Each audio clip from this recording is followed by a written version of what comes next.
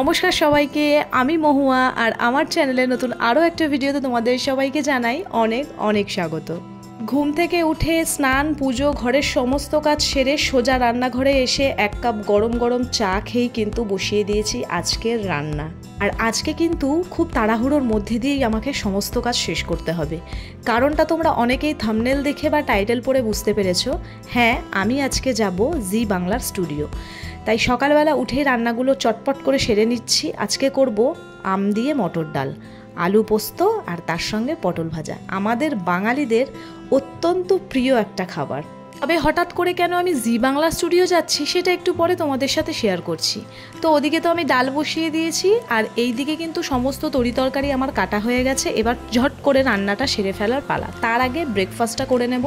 আর ব্রেকফাস্টে আজকে আমি খাবো ছাতু মুড়ি। যদিও ছাতুটা আমি একেবারেই পছন্দ করি না, আমার ছাতু খেতে একদম ভালো লাগে না, বলতে পারো আমার ছাতুটা ঠিক সহ্য হয় না, কিন্তু তবুও আজকে একটুখানি টেস্ট করলাম ছাতু মুড়ি। তারপরে দেখো এখানে আমি ভাতটাও বসিয়ে দিয়েছি। যেদিনকে ধরো তোমার কোথাও বেরানোর আছে, ধরো ঘরের কাজগুলোকে তোমাকে খুব তাড়াহুড়ো করে করতে হবে, তখন কিছু না কিছু তালগোল পেকেই যায়। এই যেমন ধরো আমি ভাত বসালাম, সমস্ত কিছু করে আমি দেখছি আমি গ্যাসটাই জ্বালাইনি। আমার সঙ্গে কিন্তু এইটা হামেশাই হয়, তোমাদের সাথেও কি এরকম হয়? তারপরে ভাত বসিয়ে দিয়ে এদিকে আমি চট করে পোস্তটা বেটে নেব। আর পোস্ত সর্ষে সমস্ত কিছু কিন্তু আমি শিলেই বাটি। শিলে বাটার যে টেস্টটা সেটা কিন্তু কখনোই মিক্সিতে আসে না।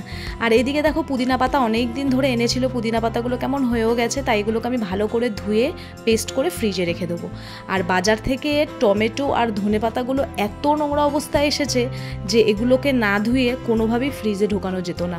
বালি আর কাদা লাগানো ভর্তি অবস্থায় ছিল এই টমেটো আর ধনে পাতাগুলো, তাই এগুলোকে পরিষ্কার করে ধুয়ে শুকনো করে তারপর এগুলোকে ফ্রিজে তুলব। এর মধ্যেই রান্না করতে করতে দেখলাম নুনটাও ফুরিয়ে গেছে, তাই নুনটাকেও ঢেলে নিলাম। আর আমি কিন্তু একটা করে কৌটো খালি হয় আর সেটাকে ভালো করে পরিষ্কার করে তারপরে আবার তার মধ্যে মশলা ঢালি।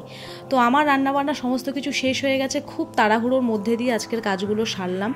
তারপরে বাসন মেজে রান্নাঘরটাকেও পরিষ্কার করে নিলাম। ভেবেছিলাম একটু দেরি হয়ে যাচ্ছে এসে করব, তারপর না, ওই যে মন মানে না যে না হাতের কাজ শেষ করে তবেই বেরাবো। আর এদিকে দেখো আমার সুন্দর থালা আমি সাজিয়ে নিয়েছি। চটপট করে এবার খাবারটা খেয়ে নেব। আর খেয়েই কিন্তু আমি হয়ে গেছি একদম রেডি।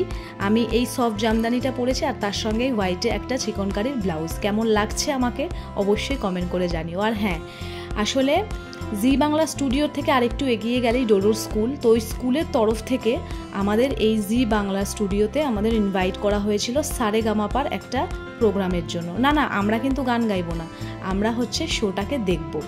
তো দেখো কথা বলতে বলতে আমরা পৌঁছে গেছি ডিআরআর স্টুডিও, আমার বাড়ির সামনে। এটা রাজারহাটে আর আমার বাড়িও রাজারহাট, তবে হ্যাঁ একটু যেতে হয়। আর এখান থেকে খানিকটা গেলেই ডোডোর স্কুল।